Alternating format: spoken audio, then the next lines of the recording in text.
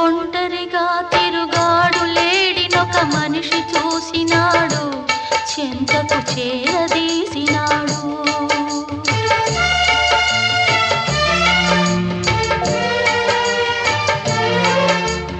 అభమో శుభమో తెలియని లేడి అతనిని నమ్మింది, తన హృదయం పరిచింది.